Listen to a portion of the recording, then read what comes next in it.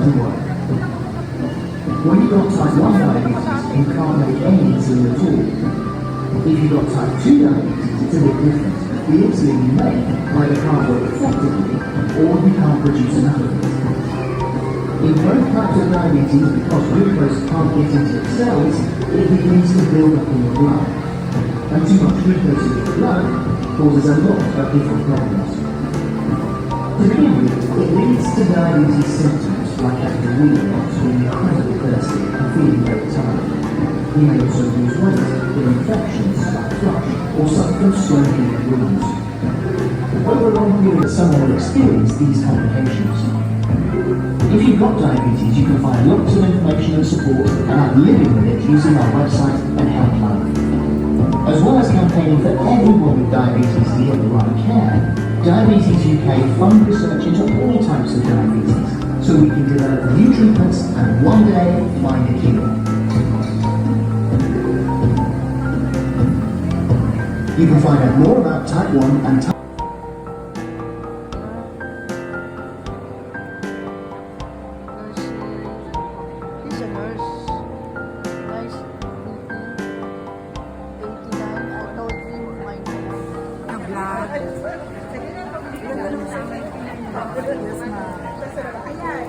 Ay, hindi ko nakunan si Ma'am Ellie. Saan po nagsusulat? Ayan, sir.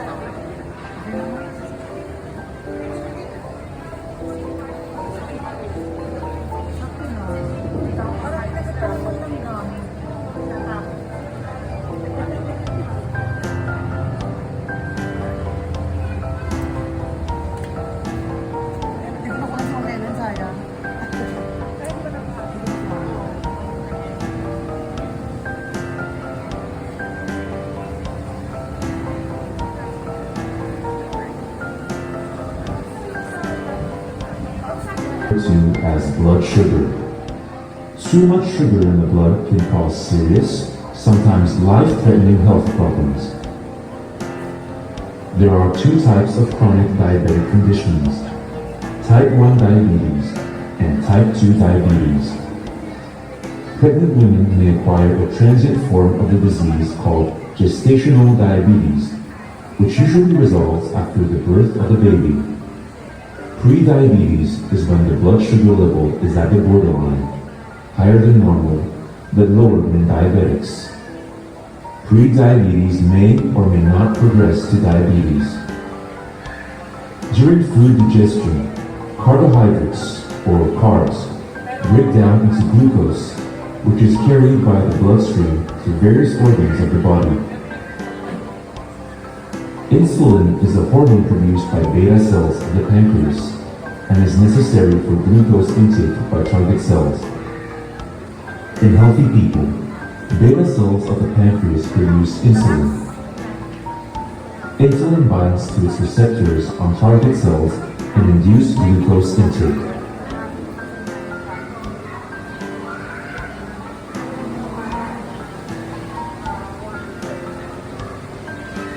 In type 1 diabetes, beta cells of the pancreas are destroyed by the immune system by mistake.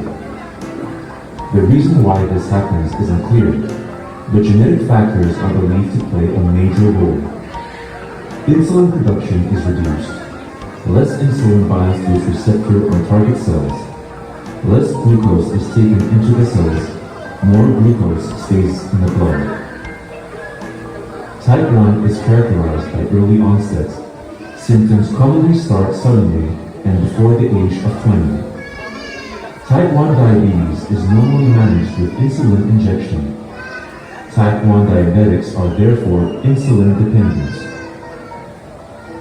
In type 2 diabetes, the pancreas produces enough insulin, but something goes wrong either with receptor binding or insulin signaling inside the target cells. The cells are not responsive to insulin and therefore cannot import glucose. Glucose stays in the blood. In other words, type 2 diabetics are insulin resistant. Here again, genetic factors predispose susceptibility to the disease, but it is believed that lifestyle plays a very important role in type 2. Typically, obesity, An active lifestyle and an unhealthy diet are associated with higher risk of type 2 diabetes. Type 2 is characterized by adult onset. Symptoms usually appear gradually and start after the age of 30. Type 2 diabetes accounts for about 80 to 90% of all diabetics. Management focuses on weight loss and includes a low-carb diet.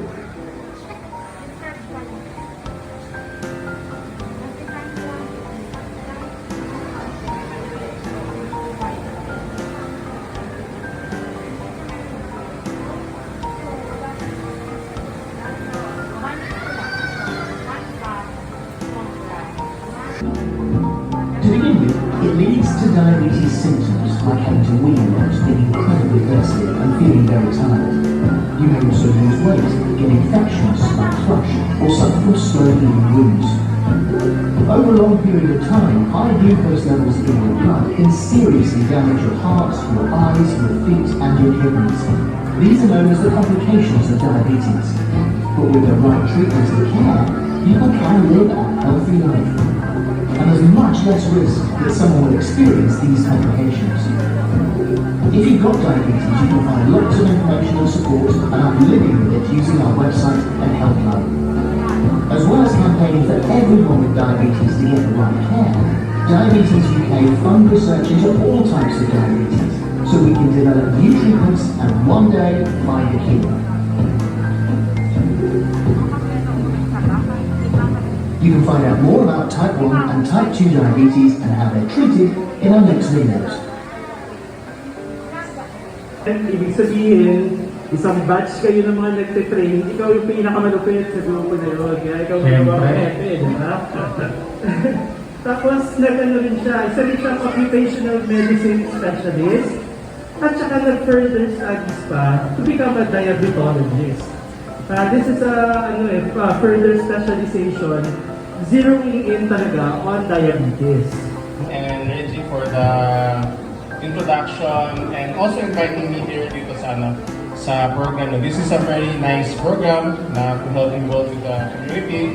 Sana na we get to see more of this kind of program kasi my topic yung about diabetes is I'm sure everyone, lahat kayo, you know what's diabetes, diba? Alam niyo yan eh. So, alam niyo na yung mataas yung sugar and nakakaroon ng complication.